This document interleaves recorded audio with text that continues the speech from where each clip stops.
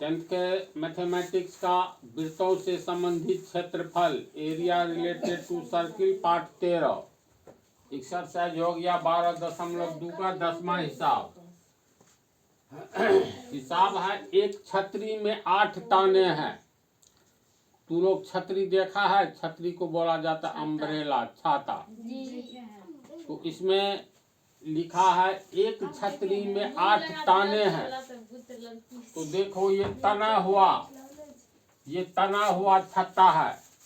बारिश हो रही होती है तो हम लोग इसी स्टाइल में छाता को खोल करके ले जाते हैं। इसके नीचे में आदमी इसको पकड़े हुआ है और ये छतरी का इसमें कहता है 8 ताना है। 8 ताना का अर्थ हुआ जैसे इस छतरी को हम लोग फैला देंगे, नीचे में बेत ऊपर और छतरी को फैलाएंगे तो एक वृत्ताकार काला टाइप का ये आकृति, जो ये काला टाइप का कपड़ा है या जो जिससे भी बना है, ये वृत्ताकार रूप में आ जाएगा, इस रूप में आ जाएगा ना। यहाँ पर बेत लगा हुआ है। अब फिर इसको सीधा कर लेंगे तो इस रूप में आ जाएगा। बंद करेंगे तो पूरा प्लेन सरल रेखा के रूप में लगभग आ जाएगा। तो ये छतरी जो है इसमें 8 ताने हैं। तो इधर से तुमको 5 दिखाई दे रहा है। 3 2 5 है। ये भी है ना, ये बेत है। नहीं है, बेत है। तो चलो 2 इधर 2 इधर। इसका मतलब पीछे भी होगा, यानी इसको जब हम लोग किसी सतह पर रख करके फैलाए तो एक वृत्ताकार आकृति के रूप में प्राप्त होता है। तो यही जो मतलब ये रहता है ना, ताना मतलब इसमें एल्युमिनियम का नहीं बना रहता है। तो ये वाला ताना हो गया। तो 1 2 3 4 5 6 7 8 कमानी कहते हैं इसको शायद। तो इस रूप में ये है। तो कह रहा है जो एक छतरी में 8 ताने हैं। तो ये है तनी हुई छतरी, और छतरी को जब हम लोग फैलाए तो इस रूप में आया। तो एक छतरी में 8 ताने हैं। तो इसमें गिनती करते हैं तो देख लो, ये हो गया केंद्र, इसको ओ मान लो। ये ओ ए, ओ बी, ओ सी, ओ डी, ओ ई, ओ एफ, ओ जी, ओ के, है ना। एक ओ ए, ओ बी दूसरा, ओ सी तीसरा, इसको ओ मान लो। तो इस तरह गिनती में देखो 8 है। अब बोलो ये वृत्ताकार है तो इसका मतलब ओ डी त्रिज्या हुआ, ये भी त्रिज्या, सब त्रिज्या समान होता है।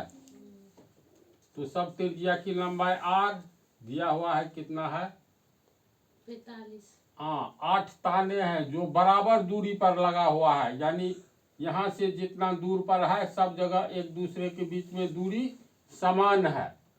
प्रश्न के अनुसार सब समझ रहे हैं ना। तो छतरी को 45 सेंटीमीटर त्रिज्या वाला एक सपाट वृत्त मानते हुए इसकी 2 क्रमागत तानों के बीच का क्षेत्रफल ज्ञात कीजिए।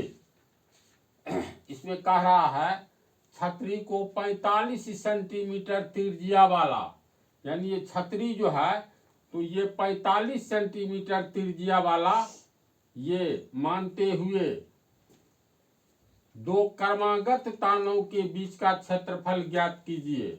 सबसे पहले तो दिया है त्रिज्या, ये जो होता है तार के रूप में, तो ये हो गया ओ से लेकर ई तक त्रिज्या। तो कहता है ये कितना है, तो 45 सेंटीमीटर, यानी ओ ई त्रिज्या, यानी इसका आर दिया हुआ है 45 सेंटीमीटर छतरी के वृत्ताकार छतरी का।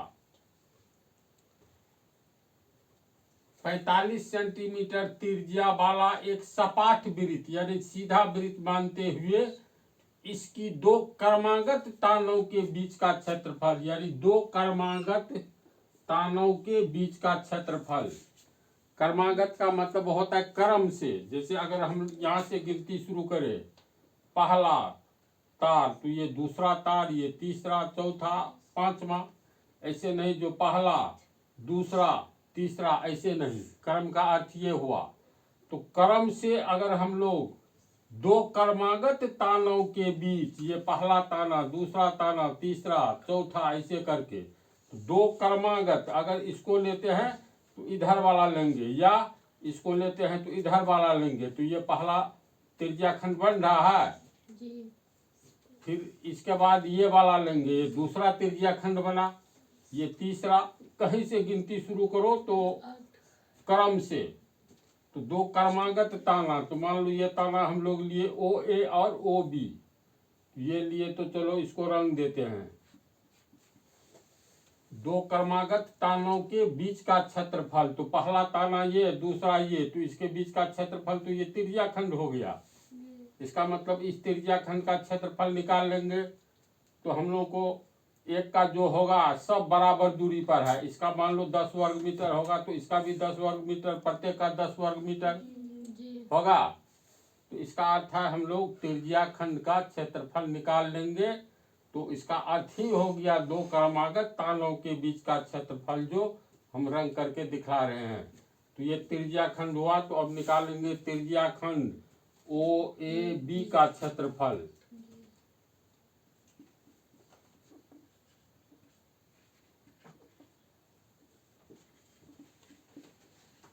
ओ ए बी, ये ओ है, ओ ए बी यानी ये रंगा हुआ भाग का क्षेत्रफल। तो फार्मूला से त्रिज्या खंड का क्षेत्रफल पाई आर स्क्वायर बटा 360 डिग्री गुने अल्फा। अल्फा क्या है, इस त्रिज्या खंड का ये केंद्र पर बनाया गया कोण, यानी ये कोण हो गया, तो ये कोण मान लिए अल्फा है। आर का मान दिया हुआ है, यहाँ आर बराबर देखो 45 सेंटीमीटर है ना। अब ये हो गया 22/7, ये 45 सेंटीमीटर दिया हुआ है, ये 360 डिग्री दिया हुआ है, हम लोग को अल्फा ज्ञात करना है। 8 अल्फा बराबर, तो चलो यहीं पर सोचना है, तो गिनती में कितना त्रिज्या खंड है? 8 है। 4 है, नहीं वही पूछ रहे हैं, तो गिनना होगा ना। 8 है। 1 2 3 4 5 6 7 8, तो ये समान क्षेत्रफल वाला है, एक जैसा। इसका मतलब सब त्रिज्या खंड एक जैसा कौन बनेगा केंद्र पर, ये अल्फा, तो ये भी अल्फा, इस तरह से 1 2 3 4 5 6 7 8, 8 ठो अल्फा होगा, मतलब 8 अल्फा होगा। ये 8 अल्फा किसके बराबर, तो केंद्र पर तो 360 डिग्री का कोण बनता है, तो बराबर 8 अल्फा बराबर 360 डिग्री, इसीलिए अल्फा बराबर 360 डिग्री बटा 8। कैसे भाग देंगे, तो 8 चौका 32, बच गया शेष 4, 4 पर 0 40, 8 पंचे 40, यानी अल्फा का मान 45 डिग्री निकला। तो अल्फा का मान यहाँ पर हम लोग 45 डिग्री, तो अल्फा बराबर हो गया 45 डिग्री।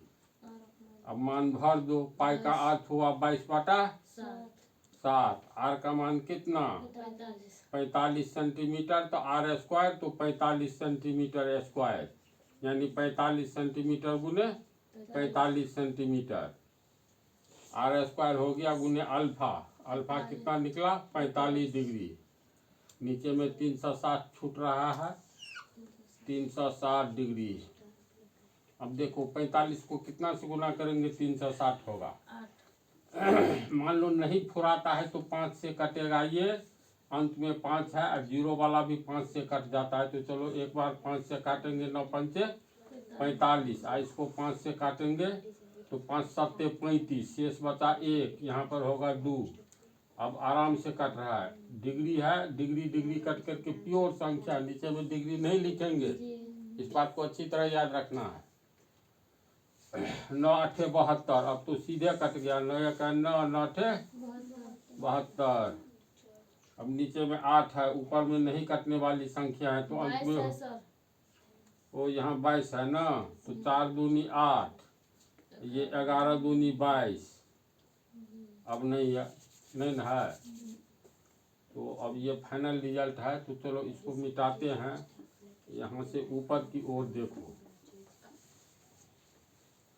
इसको हल करेंगे। 11 गुने 45 CM स्क्वायर कर देंगे। 45 गुने 45, 45 गुने 45, ये न कटा हुआ है। CM गुना होगा CM स्क्वायर। 28 बटा नीचे में क्या क्या बच रहा है? 7, 7 यहाँ पर 4। कहीं कोई गलती नहीं है? नहीं ना है। चलो अब इसको कैसे गुना करेंगे? 45 का खांत भी एक तरह से समझो आराम से बोला जा सकता है। 45 को 5 से गुना करेंगे तो 10 से गुना करेंगे तो एक जीरो बैठाएंगे 450, इसका आधा हुआ 225। तो 45 पंचे 225 का 5, हाथ में बचा 22। 45 चौका तो 45 दूने 90 दूनी 180। 180 में 22 रुपया जोड़, 180 रुपया में तो 202 रुपया, यानी 202 होगा। इतना CM स्क्वायर। ओ गुने 11 बच रहा है, ठीक है बोली। 2025 हुआ ना। 11 गुने ये 2025 CM स्क्वायर बटा 7 चौका 28। 21 7 भी नहीं किसी को काट रहा है, 4 भी नहीं, तो गुने कर दो। तो 7 चौका 28 हुआ। अब 2025 को 11 से नहीं गुना करना है। देखो ये सब ध्यान देने वाली बात है जो इंटेलिजेंसी को बढ़ाती है। तो 2025 को 11 से नहीं गुना करना है, बल्कि 11 को 20 से 25 से गुना करना है। 11 का गुना करना है 2025 से।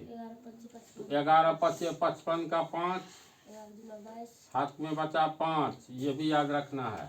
11 दूनी 22 और 5 27 का 7 बच गया 2। 11 को 0 से गुना करेंगे 0, 0 में 2 जोड़ेंगे तो 2। अब 11 दूनी 22। मेरे विचार से गलत नहीं होना चाहिए। नहीं गलत नहीं है। 222 75 हुआ ना। 222 75 बटा 28 CM स्क्वायर। मान लो गलत है कि सही, तो जांचने का भी तरीका है। जैसे ऐसे गुना का चिन्ह दो, देखो एक ही बार ये हम बतलाएंगे गुना सही है कि गलत, एक ही राउंड में समझ। कोई उंग नहीं रही हो तो देखो गुना का चिन्ह दो। हम लोग 11 से गुना किए तो 1 1 2, 2 में 9 से भाग नहीं लगेगा, इसीलिए यहाँ उतार देंगे 2। समझे? देखो हम ही ना कंफ्यूज कर जाए। खैर देखते हैं। चेक कर लीजिए। 2 और 2 4 और 5 9, 9 में 9 से भाग देंगे तो शेष कितना बचा? 0। अरे 9 से भाग देना है, जोड़ करके 2 2 4 और 5 9, 9 में 9 से भाग देंगे, शेष बचा 0। तो यहाँ लिखेंगे 0। अब 2 को 0 को गुना करो तो 0 होगा, और 0 में 9 से भाग देंगे तो कितना को 9 से गुना करेगा? 0 होगा। 0 से, बात को फिर समझ, 2 को 0 को गुना किए 0, 9 से भाग दो, क्या रिजल्ट आएगा? 0। तीसरा गुना करो 9 0 को 0, 0 आएगा, तो यहाँ हुआ 0। इतना पहले तू लोग समझी। और नीचे में है 7, जो गुना के रूप में इसको जोड़ो। 7 4 11। अब 11 में भाग दो 9 से, शेष कितना बचा? 2। शेष बचा 2, तो यहाँ 2। अब ऐसे गुना करो, 2 को 0 को गुना करेंगे 0, और 0 को 2 से गुना करेंगे 0, दोनों मिल गया, इसीलिए ठीक है। समझी? इसको रिपीट कर दे। हाँ, तो ये बात है। अब इतना में 28 से भाग दो, इतना में इतना से भाग देंगे तो ये रिजल्ट आया 795.5 तक ही बोलो, इतना cm स्क्वायर। ये किसका क्षेत्रफल हुआ? तो एक का, और सबका क्षेत्रफल समान है, तो प्रत्येक ताने के बीच का क्षेत्रफल निकल गया। यही मांगता भी है। तो फिर हम लोग मिलेंगे अगले पार्ट में।